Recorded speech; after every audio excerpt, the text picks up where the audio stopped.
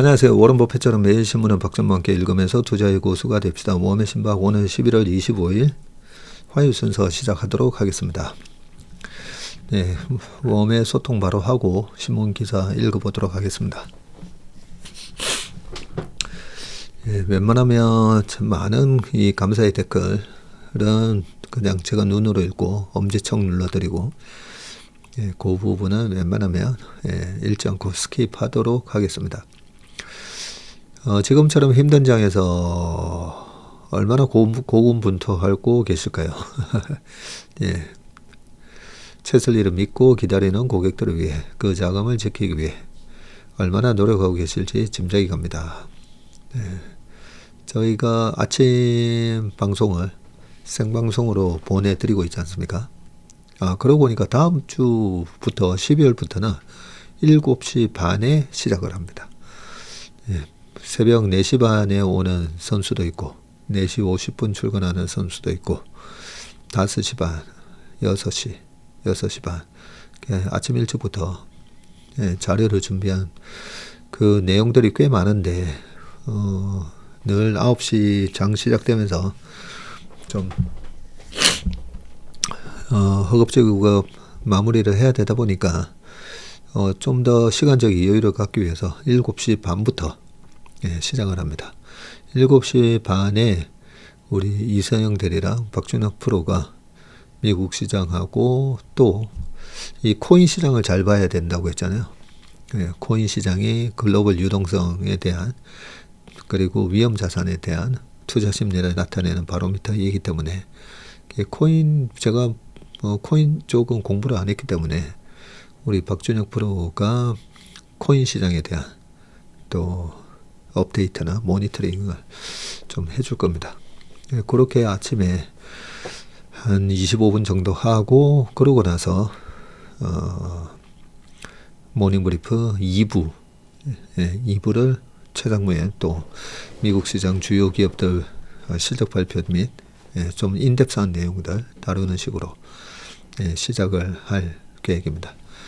이렇게 할 수 있는 이유가 저희가 매일같이 이렇게 열심히 노력을 하고 이렇게 꾸준히 노력을 하면 결국은 성과가 나중에 따라오게 돼 있다는 부분들 그렇게 보여드리기 위해서 하고 있습니다.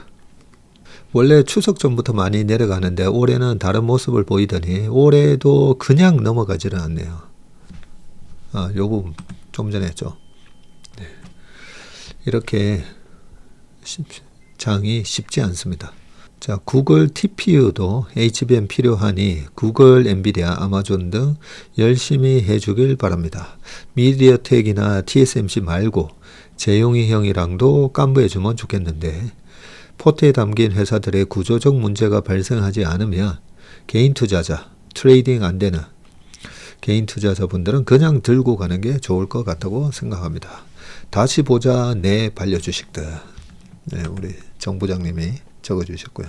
주식을 하면서 제일 많이 하는 말은 아마도 뭐뭐 할걸, 껄무새이지 않을까요? 후회를 덜 하려고 배우고 익혀봅니다. 일단 내가 확실하게 아는 종목에서만 돈을 벌겠다. 요 마음이 중요한데 아무래도 시장이 이런 주식 저런 주식 막 갈 때마다 저것도 살걸, 이것도 살걸, 이거 팔고 저거 살걸. 이렇게 모든 걸 다 먹으려고 하다 보면 이 껄물새가 되고 결국은 시장에서 반짝반짝거리는 쫓아다니는 돼지가 되면서 아무것도 벌지 못합니다. 나만의 필살기 그리고 나만의 투자 스타일이 있는가. 내가 이런 장에서는 그래도 돈을 번다. 그런 나만의 필살기와 나의 투자 스타일이 있는가. 그걸 한번 우리가 생각해 볼 필요가 있습니다.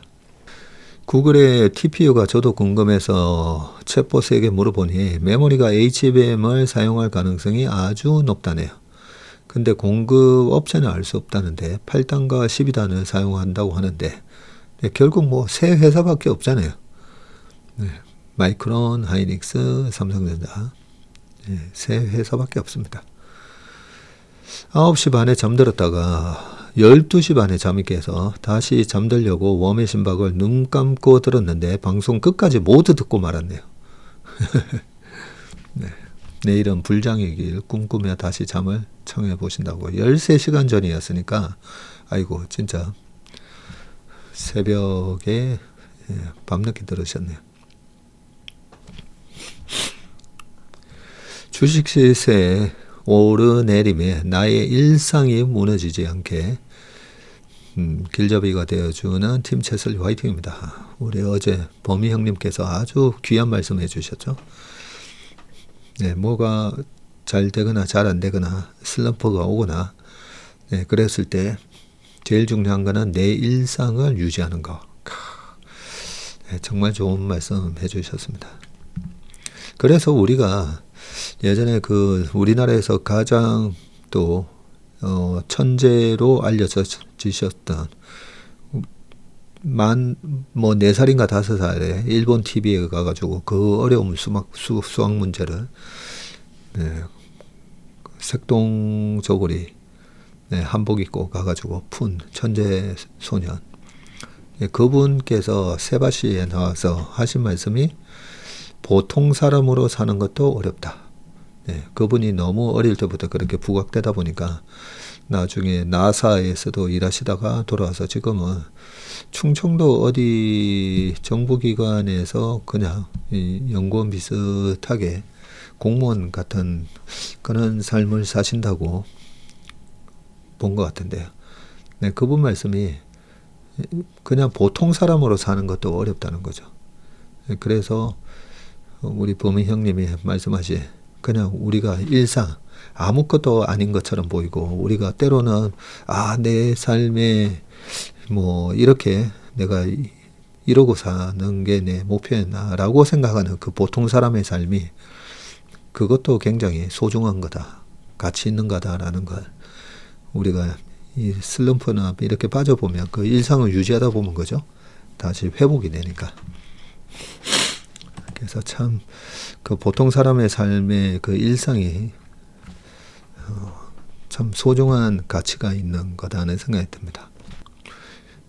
팀 채슬리 모든 분들 요즘 변동성 때문에 마음이 불편하실 것 같은데 지금도 충분히 잘하고 계십니다. 너무 애쓰느라 스스로를 소진시키지는 마세요. 근데 저희는 이쪽 업을 하는 프로들이기 때문에 운동선수들이 운동하는 거 보면 하루에 막 이영평 선수가 2,000개의 줄넘기를 하고 그러면 완전히 너무 소진하는 거 아닌가 싶은데 저는 프로들은 그렇게 해야 된다고 생각합니다. 프로들은. 그래서 저희가 그렇게 하고 그렇다고 해서 We can win them all 이라는 말이 있거든요. 우리가 모든 경기를 다 이길 수는 없다. 그걸 옛날에 제가 미국 갔을 때 제 룸메이트가 캄보디안 아메리칸이었는데 무슨 우리 덴버 브랑코 경기였던가? 덴버 브랑코스가 그때 제가 있을 때 희한하게 그 슈퍼볼 우승을 그때 2번인가 했었거든요. 근데 중간중간에 이제 질 때마다 경기가 끝나고 지면 그럽니다. 막 우리는 너무 이제 스포츠나 우리가 뭐가 하면 너무 이렇게 내가 좋아했던 팀이 졌을 때도 막 보면 좀 너무 지나치게 비난하고 흥분하고 그런 경우도 많은데 딱 졌는데도 딱 그러더라고. We can win them all 하면서 우리가 다 이길 수는 없어 이러면서 주식시장도 마찬가지라고 생각합니다. 모든 장에서 다 이길 수는 없지만 결과론적으로 3년 평균을 냈을 때 연평균 15% 이상의 수익을 내가 냈는가. 어느 정도의 그런 목표 달성이 중요하다라고 생각하고요. 그러기 위해서는 다른 분들이 봤을 때는 너무 저러다가 탈진하는 거 아닌가 하는 수준으로 저희는 그렇게 해야 된다고 생각합니다. 저희는. 근데 우리 본업이 있으신 분들이나 이쪽 저희 업계에 종사하지 않는 우리 채밀턴 분들은 쉬엄쉬엄 하시면 됩니다. 그냥 그 행복한 조기 축구, 그리고 테니스, 배드민턴, 그 중에서도 이제 막 열심히 등산 등등 모든 취미로 하시는 스포츠처럼 좀 쉬엄쉬엄 하시면 좋습니다. 근데 프로들도 하기 힘든 연평균 15%를 그 일반인들이 어떻게 하시겠어요, 그죠? 그래서 그 근처 절반만 하더라도 굉장히 잘하시는 겁니다. 오히려 매수하기 좋은 자리여서 감사하게 사고 있습니다. 미국 주식도 테크주만 빠지는 걸 보니 불안하지는 않습니다. 제가 전문가는 절대 아니지만 전무님은 ADHD 일수가 없다고 생각합니다. 의식의 흐름, 사고의 흐름, 방식이 그렇기 때문에 삼천포로 가는 것일 뿐이라고 생각합니다. 기사를 보다가 특정 내용, 내가 이렇게 저렇게, 또 그 생각 속에서 이렇게 저렇게, 주식은 복잡계이고 그런 생활을 지속적으로 하고 계시기 때문에 그런 현상이 더 나올 뿐이라고 생각합니다. 쭉 적어주시면서 조심하시는 습관에서도 그런 사고의 흐름이 평상시에도 나오는 게 아닐까 하고 조심스럽게 생각해 봅니다. 박천포 저는 사랑합니다 해서 누군가 봤더니 우리 하재미 나오님이셨군요. 오늘 모닝브리프 댓글에서도 부추된장 못 먹었다고 적어놓은 걸 봤었는데 서울 놀러 오세요. 그 부추된장 집에 저녁에는 삼겹살도 팔고 부추전도 파는데 아주 맛있으니까 내가 사줄 테니까 시간 날 때 언제든지 올라오세요. 참 안 그래도 저희 라운지가 거의 다 이번 주에 공사가 끝납니다. 그러면 12월 연말 전이나 아니면 연초 하기는 좀 그렇고 하여튼 연말에 봐서 우리 채밀턴 분들을 위한 오픈하우스 식으로 한번 할까 생각 중입니다. 이래저래 좀 오시기 편하게 주중 저녁이나 아니면 주말에 하든지 뭐 그러겠습니다. 대표님, 저는 상장 전 삼바에 몰빵 13% 수익이지만 가정주부라서 그런가 짧은 기간에 비하면 액수는 크더군요. 다 팔고 오늘 다시 사고 싶었는데요. 변동성이 큰 시장. 주말엔 절친 친구도 만나고 평생 베프 남편과 커피와 수다 타임도 갖고 주식장을 생각하지 않으려 했네요. 이번 주는 책도 열심히 보려고요. 책 얘기하니까 그러고 보니까 또 책이 왔는데요.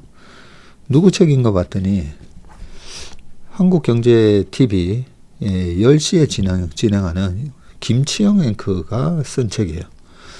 근데 제목이 투자의 초석을 쌓는 부자 수업, 한 점 그림으로 읽는 경제. 우리 김치영 앵커랑 제가 안 지가 벌써 20년이 넘었거든요. 2005년도에도 같이 기업 탐방도 간 적도 있고. 그래서 과연 우리 김치영 앵커가 완전히 이쪽 경제방송의 뭐 최고의 베테랑이잖아요. 한국경제TV 앵커이자 MBC 라디오 주말 김치영의 뉴스 하이킥 진행자이다.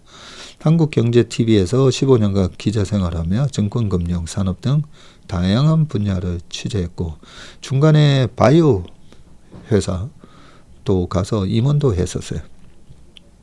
MBC 라디오 손에 잡히는 경제도 출연하고 있죠. 그리고 KBS 라디오 성공예우감 이대호입니다.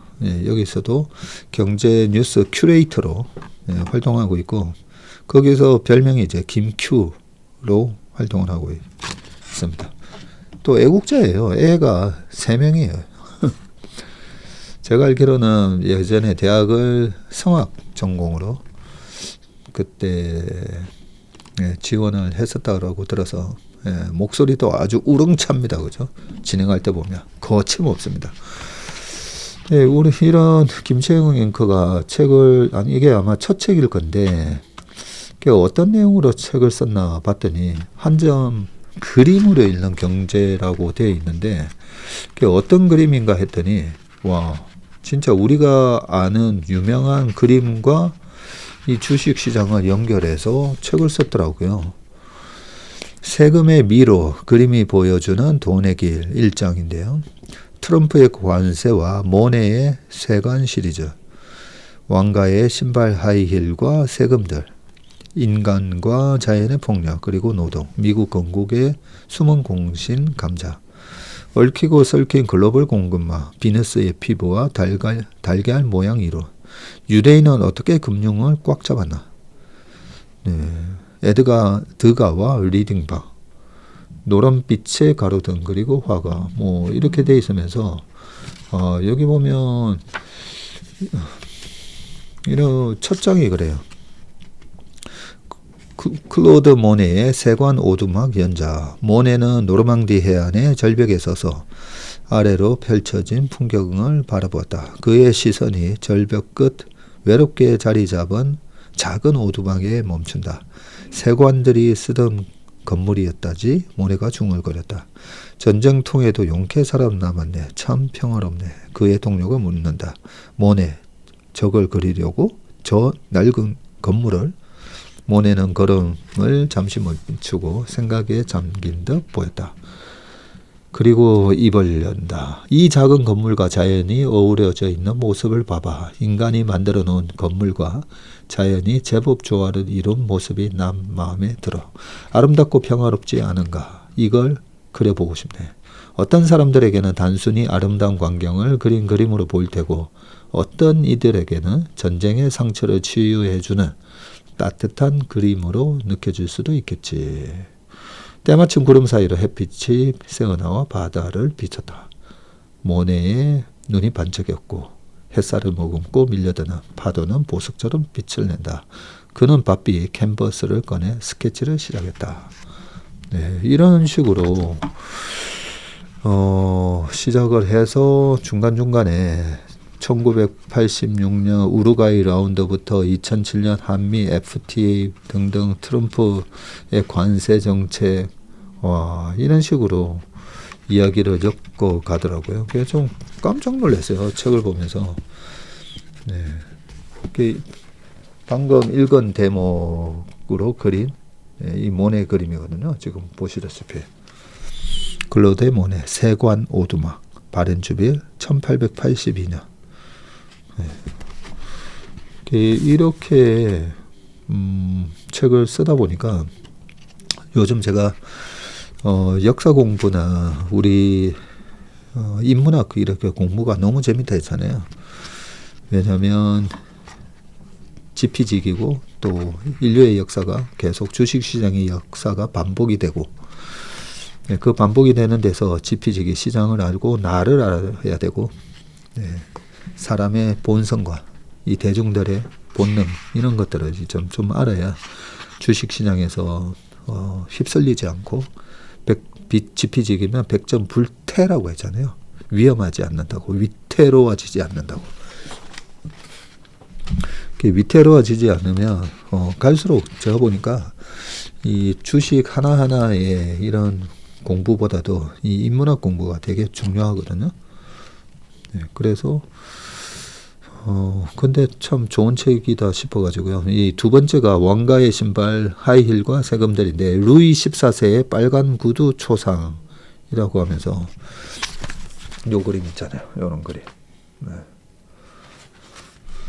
작점 이상의 루이 14세의 초상인데, 하이힐을 사랑한 루이 14세라고 돼 있으면서 이런 걸로도 또 주식시장과 연관해서 얘기를 하고 있습니다.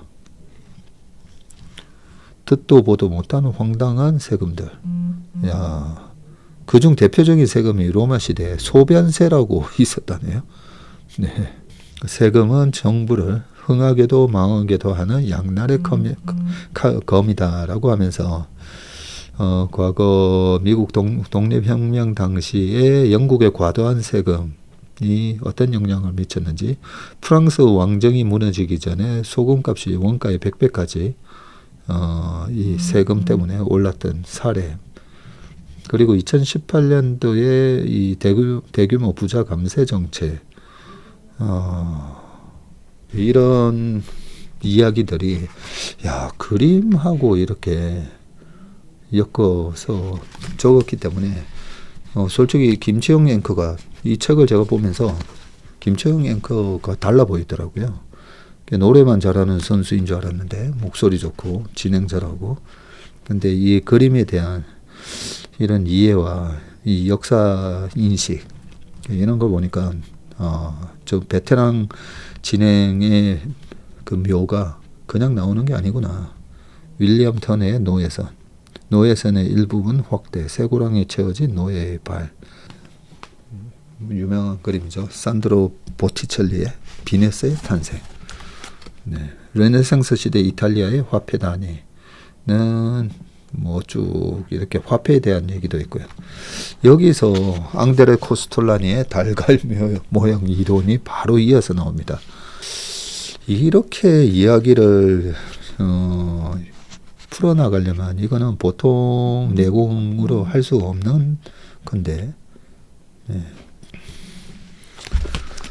자, 책 제목이 뭐라고요? 한 점 그림으로 읽는 경제. 네. 김치형 지음입니다. 책 얘기가 나와서 말씀을 드렸습니다. 자, 전무님 항상 덕분에 꾸준하게 하고 있습니다. 이번 삼성바이오 분할 상장에 대해서 언급해 주셨는데 제가 이해가 잘 되지 않아 추가적인 설명을 드립니다. 네, 어제 이 부분은 그러면 그 삼바 분할에 관한 기사가 있어서 제가 일부러 기사를 가져왔어요. 기사를 보면서 이번에 삼바 분할 이후에 뭐 보면 두 종목 다 막 마이너스 막 이렇게 보였었잖아요. 근데 실제로는 보면 분할하기 전보다 시총이 어제 같은 경우에는 8%나 더 올라서, 그래서 100만 원 기준으로는 정확하게 30% 수익이 났어요. 예, 이런 부분은 제가 이번 케이스를 잘 이렇게 공부해 놓으시면 분할 전과 분할 이후, 그리고 분할에서도 물적 분할, 인적 분할, 인적 분할에도 좋은 인적 분할이 있고 나쁜 인적 분할이 있다고 했잖아요. 그래서 삼바 처음에 인적 분할 발표했을 때 주가 빠졌었거든요. 빠졌을 때 제가 이거는 좋은 분할이라고, 왜 좋은 분할인지 쭉 설명을 드렸었는데, 대중들이 잘 모르는 걸 우리가 알고 있을 때 수익의 기회가 있다고 말씀드렸습니다. 그러면 좀 이따가 신문 기사 보면서 다시 말씀을 드리도록 하겠습니다. 전무님의 간혹 독사 같은이라는 비유가 떠오르는데 그보다 더 적절한 표현이 없어요. 정말 독사 같아요. 요즘 시장에서 지치신 분들 함께 힘내기를요. 하셨고요. 주말에 책 읽고 좋아서 딸한테도 보내줬어요. 마음도 다스릴 겸 독서 열심히 하고 있습니다. 네, 책을 많이 보셔야 됩니다. 신문과 책을 많이 보셔야 됩니다. 그렇게 해야 나만의 투자 스타일과 철학과 필살기를 만들 수가 있습니다. 궁금해서 찾아봤는데 구글이 자체 개발한 TPU 칩과 HBM 서버용 CPU를 쓴다고 합니다. 서버용 CPU는 인텔 거나 AMD. 아직까지도 서버용 CPU 시장은 90% 이상 인텔이 장악하고 있죠. CPU도 개발 중인 듯하고 구글의 TPU도 결국 HBM을 써야 하고, HBM 자체 개발 얘기도 없는 걸로 봐서는 삼전 하인에게는 불이익은 없을 것 같아요. HBM 메모리를 굳이 구글 이런 데서 하지는 않겠죠. 그리고 2나노 파운드리 GAA 공정은 삼전이나 TSMC나 같은 기술이고, 중요한 건 수율인데 정확하지는 않지만 수율도 비슷해 보여서 이제는 파운드리 시장에서 충분히 경쟁력이 있어 보여요. 전자가 갑자기 엄청 유망해 보입니다. 고맙습니다.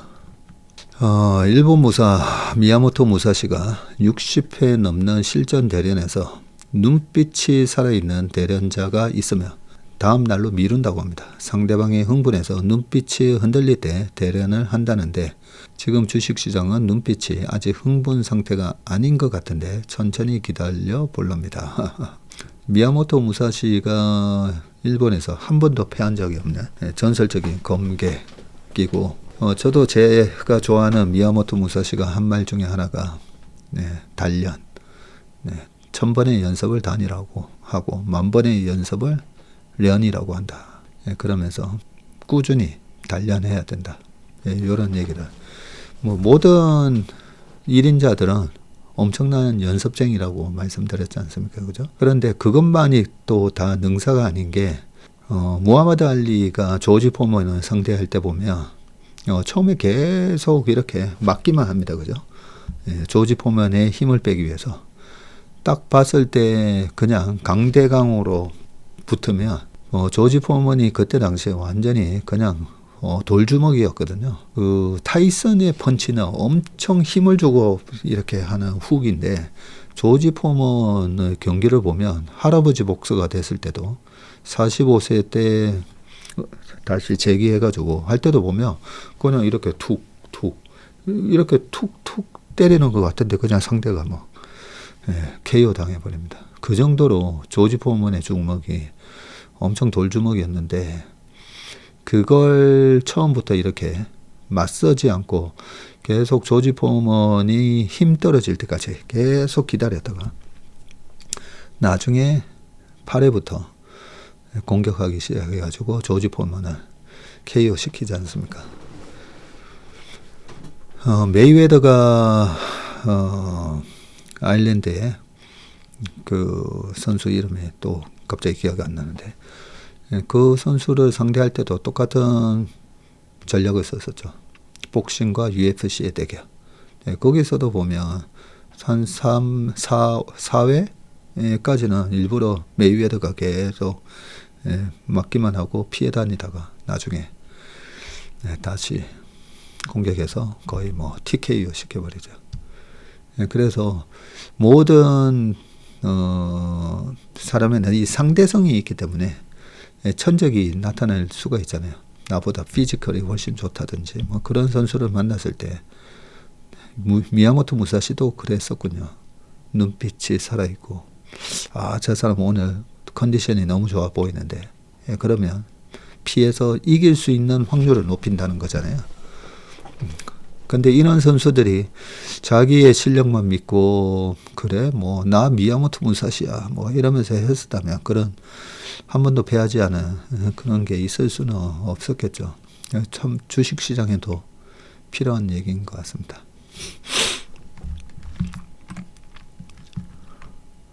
그 시장을 공략을 이제 해도 되겠다. 내가 좋아하고 내가 강점이 있는 주식을 이제는 들어가도 되겠다. 이 순간까지 기다릴 줄 아는 거 그거는 항상 좀 어려운 것 같습니다. 자, 그러면 이제 신문 기사 읽어보도록 하겠습니다. 자, 첫 번째 기사 읽어보겠습니다. 반도체 투자 발거든 미중일 정부. 한국은 대기업 특혜 논쟁의 발목.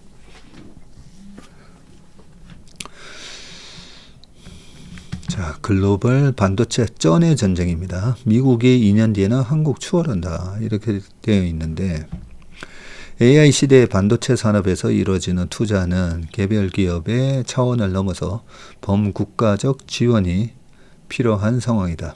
반도체가 국가의 핵심 전략 산업이라는 인식이 강화되면서 세계 각국 정부가 전폭적 지원에 나서고 있는데 하지만 한국은 여전히 대기업 특혜라는 정치적 관념에 사로잡혀 반도체 특별법 통과는 물론이고 주 52시간 근무 예외 허용이나 금산 분리 완화를 둘러싼 논쟁에서 한 발도 나아가지 못하고 있다.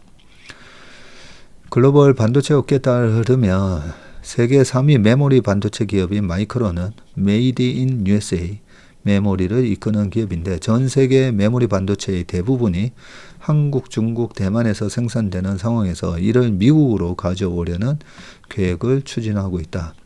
마이크론은 22년 10월 미국 뉴욕 북부 클레이에 향후 20년간 최대 1,000억 달러, 약 147조 원을 들여서 총 4기의 메가팹을 건설할 계획이라고 발표했고요.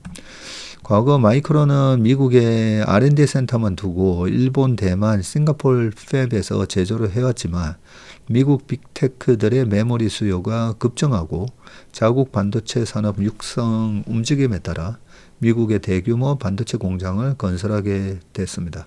팹이 완공되면 미국 반도체 생산의 약 25%가 뉴욕 팹에서 생산될 것으로 전망이 되는데, 이에 따라 미국을 향한 한국의 메모리 반도체 수출이 급감할 전망이고요. 마이크론은 뉴욕 팹 외에도 아이다호 팹, 그리고 일본 히로시마 EUV 팹 등의 천문학적인 투자 계획을 발표했습니다. 이 배경에는 미국에서 제조하면 지원금 61억 달러와 자국 내 메모리 생산을 지원하는 정부의 파격적인 육성책이 있습니다. 일본도 자국 반도체 기업 육성에 뛰어들었는데, 라피더스는 일본 정부와 토요타, 소니, NTT, 소프트뱅크, 미츠비시, 그리고 키옥시아 등 일본 대기업들이 출자해 만든 반도체 회사이고요. 2027년까지 2나노 로직 반도체 양산을 목표로 일본판 TSMC가 되겠다는 목표를 세웠습니다. 일본 정부는 총 2조 9천억 원 규모의 지원을 비롯해서 적극적인 규제 완화에 나섰고, 라피더스가 일본 민간 금융기관에서 대출을 받을 경우 이에 대한 채무와 이자 지급을 보증한다는 내용의 정보처리 촉진법 개정안을 마련했습니다.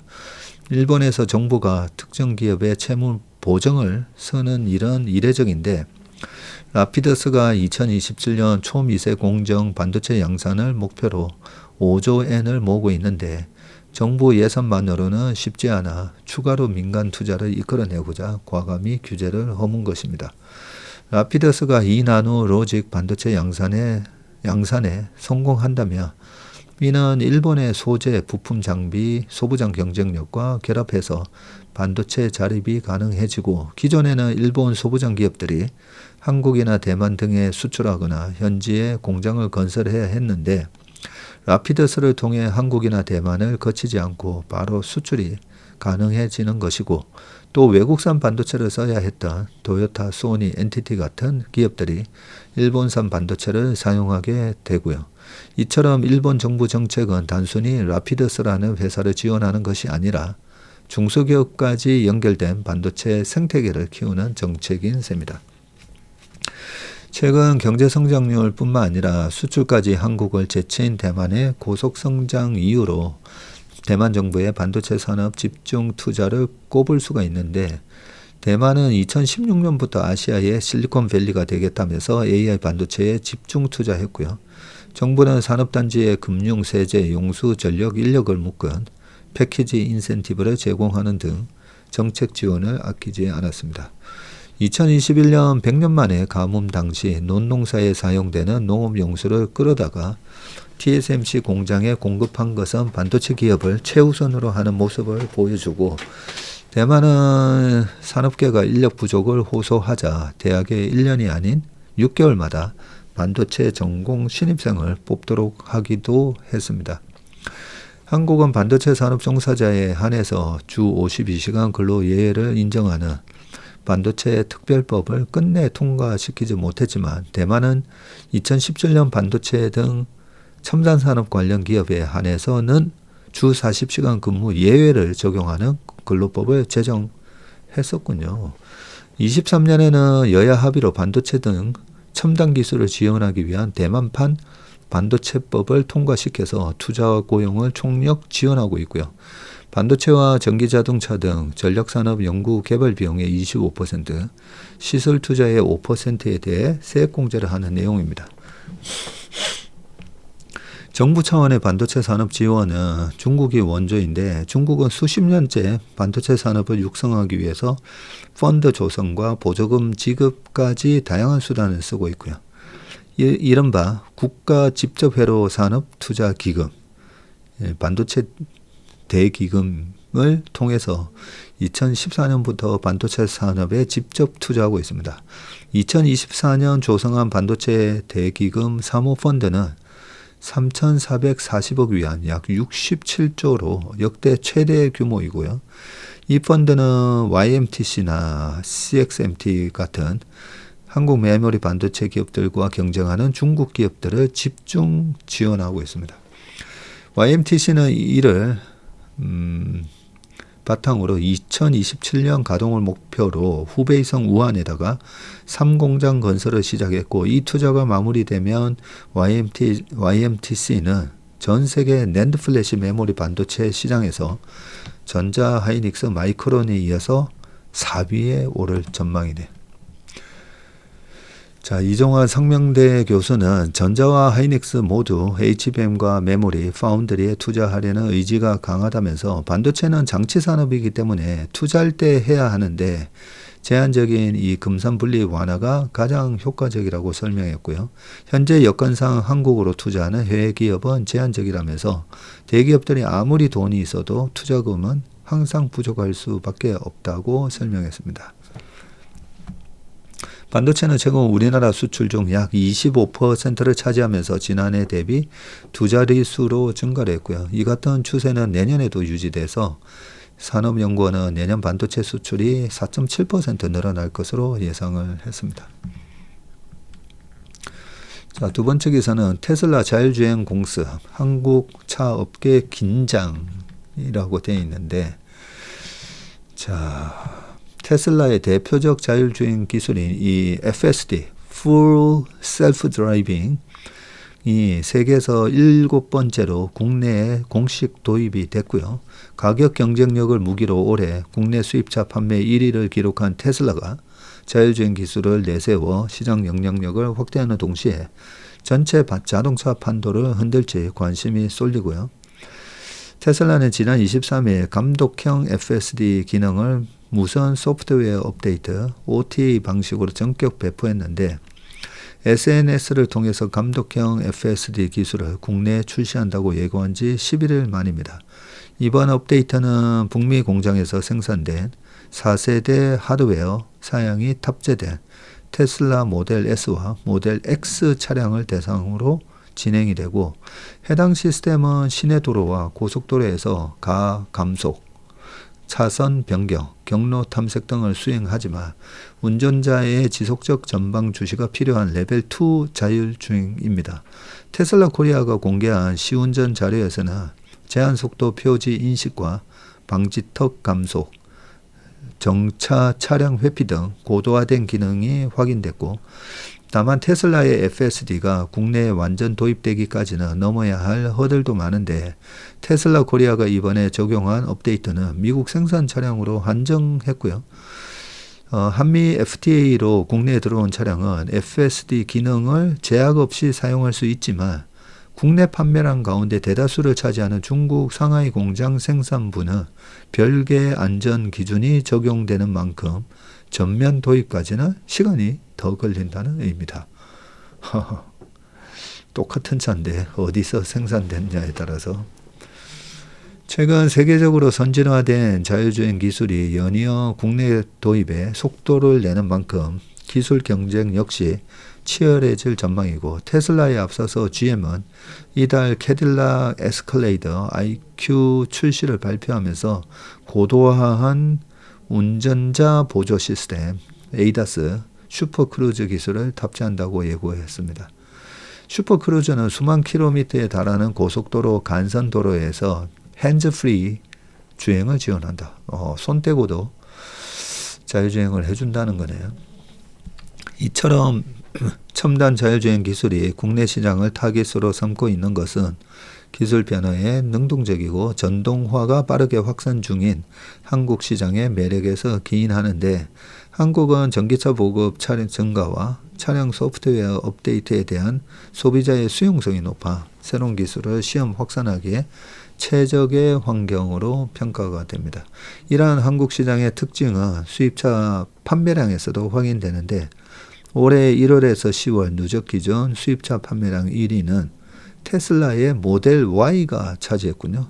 단일 차량으로는 3759대 팔리면서 2위인 BMW 12,400대보다 판매량이 2배 이상 많았습니다. 테슬라는 올해 10월까지 차량 48,000대를 팔며 전체 수입자 중 3위를 기록을 했고 수입 전기차 판매량의 절반 이상을 차지했습니다. 이 같은 자율주행 기술 고도화 경쟁은 국내 자동차 산업에도 위협으로 다가올 전망인데 실제 올해 10월 말 기준 수입차 점유율은 19.9%로 사상 최고치를 기록했고요. 연말까지 20% 돌파가 확실시됩니다. 현대기아는 이러한 자율주행 기술 공세에 대응해서 속도 경쟁보다 기술 완성도에 초점을 맞춰 나갈 방침이고 현대기아는 포티투닷, 모셔널, 웨이모 등 자율주행 기술 기업과의 협력을 통해서 자율주행과 소프트웨어 중심 차량 기술을 개발하고 있는데 또 중국 자율주행 기술 기업과 협력해서 자율주행 기술 다채널 전략을 확대해 나갈 방침이고요. 특히 포티투닷은 멀티 카메라 기반 인공지능 방식의 자율주행 플랫폼 페이스카 개발을 완료하고 2027년 양산차에 적용하기 위해 준비 중입니다. 이런 뉴스를 보면 2007년 6월 달에 아이폰이 나오고 그러고 나서 아이폰 열풍이 불면서 그때 우리나라에 아이폰이 한 1년 동안 못 들어오게 정부 규제로 막았었는데 대세를 거스릴 수가 없는 거죠. 나중에 1년 딱 지나고부터 본물처럼 본물이 터지듯이 순식간에 점령을 해버립니다. 다행히 2010년도에 삼성전자의 갤럭시 S 시리즈가 처음 나오고 11년도에 노트가 나오죠. 그러면서 빠르게 스마트폰 시장에 또 삼성전자가 글로벌 1위로 올라서게 되는데 처음에 그러고 나서 지금 LG전자가 이제 핸드폰 생산, 위탁 생산만 하고 안 하잖아요. 그 사이에 글로벌 핸드폰 회사들 모토로라부터 노키아 많이 망했습니다. 앞으로는 이 자율주행 우리 눈에 지금 안 보여서 그렇지 이제 이 자율주행이 우리 일상생활에 침투를 본격적으로 할 거다는 생각이 듭니다. 지금 간단한 크루즈 기능만 하더라도 요즘 뭐 사고가 많이 나잖아요. 전 세계적으로 지금 노량화되면서 아무래도 뭐 저도 나중에 나이가 들면 들수록 이 운전하는 데 있어서 걱정을 할 수밖에 없고 저희 부모님도 이제 저희 어머니는 운전은 안 하시지만 아버지는 아직 운전하시거든요. 80대 지금 중반 되셨는데 그럴수록 이렇게 안전한 크루즈 기능이라든지 자율주행 기능이 강화되면 강화될수록 훨씬 사고율이 줄어들게 되니까 대세는 이쪽으로 가는 그림이다 생각이 듭니다. 자, AI 거품론에도 반도체주 내년에 더 좋다라고 얘기가 계속 나옵니다. 자, 엔비디아의 어닝 서프라이즈 발표 이후에도 AI 관련주가 등락을 거듭하는 가운데 전문가들의 눈높이를 높여잡고 있는데 올 4분기 이후 실적에 대한 기대감이 커지면서 중장기적으로 실적과 펀더멘탈이 주가를 지지할 것이라는 기대가 나옵니다. 달러당 원화값이 1475원 아래까지 떨어지면서 외국인들의 매수세가 약해진 상황에서 대형주보다 외국인 수급의 영향을 덜 받는 소부장 관련 종목의 상승세가 돋보이고요. ISC, 하나머티리얼즈, 원익 IPS 등등이 상승을 했고 6.87% 이달 들어서 하락했던 KRX 반도체 업종지수는 0.81% 올랐고요. 떨어지는 원화값에 코스피가 전반적으로 약세를 보이는 와중에도 반도체 주가 상승할 수 있었던 것은 반도체주가 상승할 수 있었던 것은 전자 하이닉스의 높아지는 이익 전망치와 엔비디아의 적극적인 의혹 해소 노력 때문입니다.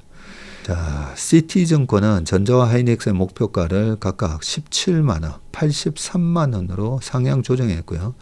내년 상반기에 레거시 반도체 공급이 전체 수요의 60%에 불과해서 가격이 급등할 것이라는 예상에 내년 전자 영업이익 추정치를 115조 원으로 제시하면서 올해 37조 7천억에서 3배가량 늘어날 것으로 전망했습니다. 하이닉스 역시 영업이익 전망치가 96조 원으로 올해가 41조 정도 예상을 하고 있는데 지금 내년에 뭐 80조냐 70조냐 60조 뭐 이러고 있는데 96조로 전망치를 올렸네요. 한 100조 벌면서 PER 6배만 하더라도 그죠?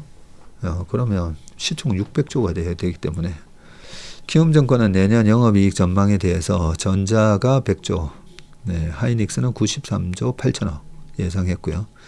전자랑 하이닉스랑 영업이익 비슷하다 그죠? 박유화 키움증권 연구원은 전자는 범용 D램 부문 영업이익에서 차지하는 비중이 88% 수준으로 높아서 메모리 사이클 반등에 따른 실적 개선폭이 크고 연말에 주가 모멘텀이 더 강해질 것으로 본다라고 했습니다. 김로코 하나증권 연구원은 한국뿐만 아니라 해외 메모리 업체들까지 지난주 주가 하락폭이 크게 나타나고 있지만 단기, 중장기 실적 모두 우상향하는 상황이라면서 메모리 가격이 상승한 지 2개 분기도 지나지 않았고 AI 칩 수요 확대 스토리는 이제 시작이라고 할 수 있다고 말했습니다. 엔비디아는 최근 투자자들에게 실적 의혹에 대해서 반박하는 팩트체크 Q&A를 보냈고 역대 최고 실적 이후 주가가 2거래일 동안 4.2% 하락하자 적극 대응에 나선 것으로 풀이됩니다. 자, 매출이 증가하고 있지만 현금이 아닌 매출 채권이 늘었다는 이유로 여전히 AI 거품론을 제기하는 시각에 대해서는 엔비디아는 매출 채권 회전 일수 이 회전 일수가 53일로 장기 평균 50일과 비슷하다고 반박을 했고요. 매출 채권 회전 일수가 길다는 것은 매출 채권을 현금화하는 게 어려워서 매출 수익성이 낮다는 의미인데 현재 엔비디아의 매출 채권 회전 일수는 짧고 연체되는 채권도 거의 없다는 뜻입니다. 또한 순환 출자에 대해서도 스타트업 투자는 전체 매출의 3에서 7% 수준으로 미미해서 매출 부풀리기가 불가능하다고 반박을 했고요. 재고 증가 역시 수요 둔화 때문이 아니라 차세대 AI 칩 출시를 대비한 선제적 물량 확보 차원이라고 주장을 했습니다. 이 매출 채권 회전 일수, 이게 좀 안 좋은 기업들 가려낼 때 아주 중요한 체크 사항입니다. 보통 이익은 얼마든지 조작이 가능하다 했잖아요. 그 한계 기업들, 코스닥의 시총 뭐 300억짜리, 4년 연속 적자인데, 4년 연속 영업이익이 적자면 이 관리 대상 종목이나 이 넘어가게 되는데 4년인가 뭐 5년인가 4년? 그랬던 걸로 기억하는데 그러면 영업이익을 플러스로 만드는 방법이요. 매출을 했는데 우리 거 300억만 좀 샀다고 해줘. 그러면서 이런 종이컵을 다량으로 사서 이걸 갖다가 뭐 이 종이컵을 한 10억에 사가지고요. 야, 이거 우리 300억에 샀다라고 좀 해줘. 그 대신 매출 채권으로 돈은 안 줘도 돼. 그냥 샀다라고 해줘 하면 그러면서 매출 채권을 받아오죠. 받을 수 있는 돈을 받을 수 있는. 그렇게 하면 이게 10억짜리를 300억에 팔았으니까 290억의 이익이 발생한 걸로 그렇게 회계로 잡을 수가 있습니다. 그러고 나서 딱 1년 지나고 나서 그 매출 채권이 돈을 못 받았다. 아니면 그 매출이 취소가 됐다. 이러면서 그 이익으로 잡았던 부분이 전부 그러면 작년에 이미 이익으로 잡았기 때문에 그 다음은 전부 다 이게 손실이 되는 거죠. 상각 처리가 되고 하면서 대규모 손실이 발생합니다. 근데 영업이익 4년 연속 적자는 면했어요. 이런 게 있고 그 다음에 일반적인 그런 뭐 사기에 가까운 조작이 아니더라도 아니 매출 채권 회전율이 왜 이게 6개월이지? 그러면 사주는 쪽에서 그거 우리가 돈을 지금 당장 드릴 수는 없는데 한 6개월 뒤에 돈이 나오는데요. 그래도 이거 좀 사주세요. 6개월 뒤라도 괜찮습니다. 그래요? 돈 6개월 뒤에 드려도 돼요? 네, 그러면 이 매출 채권 회전 일수가 자꾸만 길어지는 거죠. 네, 매출 채권이 현금화 되는 게. 그러면 그만큼 우리가 영업이익률이 너무 낮으면 이거 경쟁이 치열하구나 이라고 알 수 있듯이 매출 채권 회전율이 자꾸만 늘어나면 뭔가 이게 바이어스 마켓이냐 셀러스 마켓이냐 했을 때 바이어스 마켓이고 셀러 입장에서는 뭔가 유리한 지위가 아니다는 거죠. 그렇게 매출 채권 회전일수가를 가지고 AI 거품론을 제기하는 곳이 있는데 외상구매, 간단하게 외상. 내가 6개월 뒤에 돈 줄게. 1년 뒤에 돈 줄게. 1년 뒤에 돈 준다고 하면 팔면 안 되잖아요. 그래도 그때라도 좀 사주세요. 그러고 나서 그 매출 채권을 가지고 또 깡을 할 수가 있어요. 어디 돌아다니면서 이거 우리가 6개월 뒤에 지금 100억 받기로 했는데 우리가 지금 당장 돈이 급해서 이 매출 채권 좀 사주면 안 돼요? 그러면 그래요? 그거 사는 쪽이 저기 좀 그래도 중견기업이면 그러면 제가 사드릴게요. 근데 80억에 사드릴게요. 그런 거죠. 상품권 이런 거 10만 원짜리 제가 9만 원에 사드릴게요. 자, 그런 개념이라고 보시면 됩니다. 자, 그 다음에는 주식 배당 소득 분리과세 여야 최고 세율 25% 가다.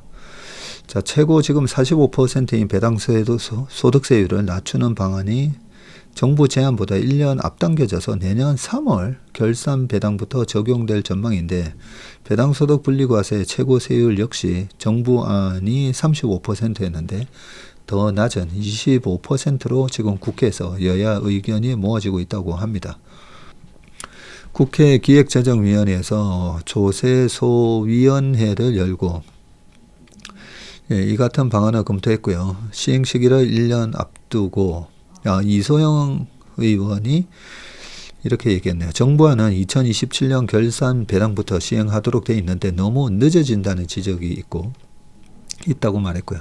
또한 2027년 배당소득세 인하 혜택을 위해 기업들이 내년 초 배당을 적게 할 수 있다는 문제도 제기가 됐고요. 인하 혜택은 배당 성량이 과거보다 높은 기업들을 대상으로 하기 때문에 미리 배당 금액을 낮춰 기저효과를 노릴 수 있다는 것입니다. 그러면서 이런 지적이 합리적이라는데 정부도 동의해서 시행 시기를 1년 앞당기는 것으로 정리를 했다고 합니다. 결과적으로 2025년 사업연도에 대한 결산 배당이 이루어지는 내년 3월부터 낮은 세율을 적용받을 수 있을 것으로 보이고 배당소득 분리과세 최고 세율도 낮아질 것으로 보이는데 현재 배당소득은 이자소득과 함께 종합과세 대상이 되고요. 연 2천만 원 이하 소득은 14%이지만 2천만 원이 넘으면 최고 45%까지 적용을 받습니다. 그러니까 자꾸만 2천만 원 넘게 배당을 받게 된다 싶으면 연말에 자꾸 주식을 팔게 되는 거죠. 나 금융소득 종합과세에다가 또 건강보험료에다가 그래서 장기 투자를 유도하는 게 아니라 자꾸 세율이 높아지니까 팔게끔. 그래서 오히려 배당주들이 그동안에는 11월 한 중순까지 올라가고요. 12월 달에는 오히려 빠져요. 자, 정부가 내놓은 방안은 배당소득을 분리과세하고 최고 세율 3억 초과는 35%로 낮추도록 했었고요. 하지만 여당은 최고 세율을 더 낮춰야 된다고 주장을 했고 정부가 35%보다 낮추는 방향에 대해 열려있다는 입장을 밝혔다고 합니다. 야당 간사인 박수영 의원도 대부분의 의원이 25%를 얘기했다고 합니다. 이게 되면 되게 파워풀할 겁니다.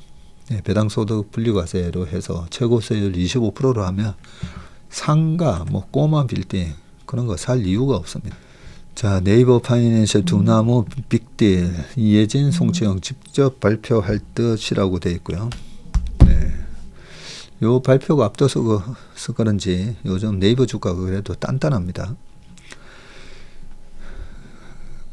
국내 가상자산 거래소 1위 업비트를 운영하는 두나무와 간편결제 1위 사업자 네이버 파이낸셜이 26일 양사간 이사회를 거쳐서 내일이네요. 주식 교환을 단행한다고 합니다. 기업가치 합계만 약 20조 원에 달하는 메가 핀테크 기업이 탄생할 예정이고요. 자, 이날 자리에는 이혜진 네이버 의장과 송치영 두나무 회장이 나란히 참석할 것이라는 전망이 나오고요. 시장에서는 현재 비상장 상태인 두나무의 기업 가치를 약 15조, 네이버 파이낸셜을 5조 원 안팎으로 추산하고 있는데, 이를 감안하면 주식 교환 비율이 두나무 한 주 대 네이버 파이낸셜 3주가 유력합니다. 이번 딜은 포괄적 주식 교환 방식으로 진행될 전망이고요. 두나무 주주들이 보유한 주식을 네이버 파이낸셜 신주와 교환하는 형태로 절차가 마무리되면 두나무는 네이버 파이낸셜의 100% 자회사가 되고요. 그리고 두 창업자인 송 회장 지분율이 약 25%와 김 부회장 등 주요 주주가 통합법인 지분 약 30%를 확보해서 최대 주주로 올라서게 됩니다. 반면 기존 네이버 파이낸셜 최대 주주인 네이버는 지분율이 69%에서 17% 수준으로 줄어들게 됩니다. 이게 뭐 또 제대로 진행 안 되고 있다, 뭐 이런 얘기도 나왔는데 결국은 진행이 됩니다. 자, 마지막 기사입니다. 삼성바이오 에피스 재상장 후 시총 뛰었다. 네, 어제 양쪽 다 마이너스가 나니까 이거 뭐야, 분할하고 나서 왜 주가가 다 이렇게 빠지는 거야, 막 이렇게 걱정하시는 분 많았는데, 제가 항상 시총 개념으로 보셔야 됩니다.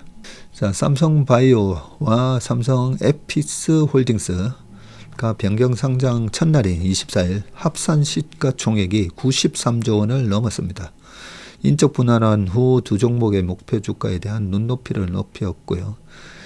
변경 상장 첫날인 삼바와 에피스의 합상 시총이 93조 7천억 정도 갔었는데, 이게 29일 지난달 거래 정지될 때 그 시총보다 7.85% 시총이 더 늘었고요. 65대 35 비율로 분할된 삼바와 에피스의 이날 종가 기준 시총은 각각 종가에 좀 빠져가지고 82조 8천억이 됐었군요. 하나가 82조 8천억, 에피스가 10조 9천억, 한 11조. 요거 두 개 합쳐도 93조였다, 그죠? 거의 4조 다 됐었군요. 양사는 인적 분할을 통해서 삼바가 CDMO 사업을 가져가고 에피스는 바이오시밀러 부문을 맡았고요. 코스피 시총 기준 4위인 삼바에 대해서 미래에셋증권하고 상상인증권은 목표가를 각각 230만 원, 200만 원으로 제시했고요. 삼바는 이날 시초가가 179만 7천 원. 야, 179만 7천 원으로 시작했군요. 이게 재상장되다 보니까 시초가에서 이제 어떻게 됐느냐로 표기가 되다 보니까 시초가가 빵 떠서 시작하다 보니까 와, 뭐야, 마이너스 났네, 이렇게 봐지는 거죠. 신설법인의 에피스의 시초가도 61만 1천원으로 시작을 해서, 그리고 28% 하락해서 43만 8,500원. 이러다 보니까 뭐야, 양쪽 다 손해났네, 이러시는데, 종가 기준으로 보더라도 93조가 되면서 거래정지 되기 전 시총보다도 거의 8%가 더 올랐습니다. 더. 이달미 상상인증권연구원은 사공장의 완전 가동과 고환율 효과로 인해서 연간 40%대 영업이익률 달성이 전망된다고 했고요. 최근 바이오 헬스케어 업종은 글로벌 증시의 변동성이 커진 상황에서 안정적인 흐름을 보이고 있고요. 이달 3일부터 24일까지 한 달간 국내 바이오 헬스케어 지수인 KRX 헬스케어가 5.9% 이런 식으로 큰 폭의 상승을 보였고 이 기간 코스피 수익률은 마이너스 6.4% 되기 때문에 시장을 크게 아웃퍼폼했습니다. 지난 24일까지 최근 한 달간 ETF 수익률 상위권도 대부분 바이오 헬스케어 업종이 차지를 했습니다. 이 기간 코액트 바이오 헬스케어 액티브가 18.34%로 전체 ETF 중에서 가장 높은 수익을 기록을 했습니다. 은근슬쩍 바이오가 굉장히 강한 모습을 보였습니다. 이제 삼성바이오 이해를 이제 하시겠죠. 예전에 LG엔솔 물적 분할 발표가 나왔을 때도 우리 업계에 계신 베테랑 분들조차도 지분 82%를 들고 있기 때문에 이게 디스카운트 될 이유가 없다. 뭐 이런 말씀들을 하실 때 왜 이게 소액주주 강탈이고 왜 지주사가 할인될 수밖에 없는지 뭐 그런 여러 가지 말씀을 이제 드리고 인적 분할을 해도 이게 지주사 전환을 위한 인적 분할인지 아니면 기존의 투자자가 선택권을 갖는 거잖아요. 나는 앞으로 셀트리온과 같은 모델인 삼성 바이오 에피스 나는 이쪽을 더 좋게 봐. 그러면 이제 그쪽 주식만 사면 되는 거예요. 아니야, 나는 그것보다도 그냥 이 CDMO 사업 요게 더 바이오계의 TSMC라고 했잖아요. 나는 이것만 투자하고 싶어. 선택권이 이제 많아지기 때문에 시총은 무조건 오르게 돼 있다고. 보통 이렇게 선택권이 넓어졌을 때 나쁜 분할이 아니면 시가총액이 거의 30% 올라가는 게 나올 거다. 그런 모습을 말씀드렸고 정확하게 100만 원 했을 때 기준으로 해서 30% 수익이 어제 발생했다라는 얘기를 말씀을 드렸습니다. 이런 걸 남들이 잘 모르고 대중들이 잘 모르는 부분을 알고 계시면 나중에도 얼마든지 활용할 수 있는 필살기가 될 거다라고 생각을 합니다. 네, 오늘 워메신버그 여기까지 하겠습니다. 퇴근길 평안하고 안전하고 건강한 퇴근길 되시기를 바라겠습니다. 고맙습니다.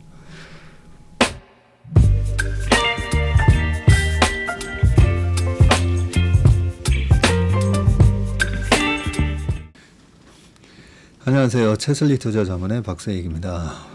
최근 저와 채슬리 이름을 도용해서 투자 사이트라든지 밴드, 텔레그램, 카톡 채널 등에서 이 리딩방으로 유도한 뒤에 금전적인 피해를 입히는 이 사칭 사례가 빈번하게 지금 발생하고 있습니다.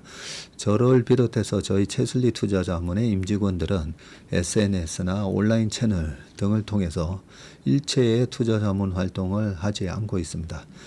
저희는 정식 자문을 하기 위해서는 반드시 저희 회사에 내방하셔서 계약서 작성 절차를 거쳐서 진행되기 때문에 이에 모든 유료 무료 지금 투자자문 행위는 불법이므로 각별히 주의하시길 바라겠습니다. 의심스러운 채널이나 메시지를 받으시면요, 피해를 방지하기 위해서 즉시 신고하시거나 삭제하시길 바라겠습니다. 대부분의 사례가 이 사칭 사례에 피해를 보신 분들의 핸드폰을 제가 보면 이 방에 오셔서 무료로 투자를 도와드립니다. 뭐 이런 얘기를 하고 있고요. 거기에 보면 어떤 밴드로 특정 밴드로 유도한 다음에 돈을 송금하라고 되어 있습니다. 그 과정에서 저희하고의 일체 계약 관계가 없기 때문에 그렇게 돈을 송금하라고 하는 부분에 있어서 특히나 유의를 좀 해주시기 바라겠습니다. 저뿐만 아니라 많은 또 저희 업계의 유명인을 사칭한 그런 사칭방도 많이 지금 기승을 부리고 있는데요. 공통적인 특징이 앞으로 몇백 %가 날 급등주를 알려줄 테니까 이 방에 가입을 하라. 그러고 난 다음에 금전적인 부분을 갖다가 송금을 요청하는 그런 형태의 수법을 쓰고 있기 때문에 그렇게 무료로 주식을 알려드립니다. 이런 문자를 받으시면 바로바로 삭제를 하시길 바라겠습니다. 저희 채슬리와 채슬리 임직원들을 많이 사랑해 주시는 저희 채슬리의 고객분들 그리고 저희 채슬리의 이 구독자분들이 이런 사칭 피해가 일체 발생하지 않기를 바랍니다. 그러면 여러분들의 가정과 일터에서 항상 평화와 행복이 가득하시길 기원합니다.